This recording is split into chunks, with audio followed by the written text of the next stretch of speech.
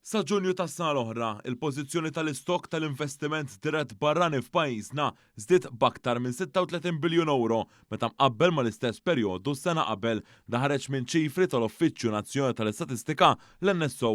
Jirriżulta li f'Ġunju li għadda il-pożizzjoni tal-istok tal-investiment dirett barrani f'pajjiżna kienet ta' aktar minn 477 biljun euro. Dan filwaqt li f'Ġunju tas-sena qabel l-istok tal-investiment dirett barrani f'pajjiżna kien jgħod għal aktar minn 441 biljun euro.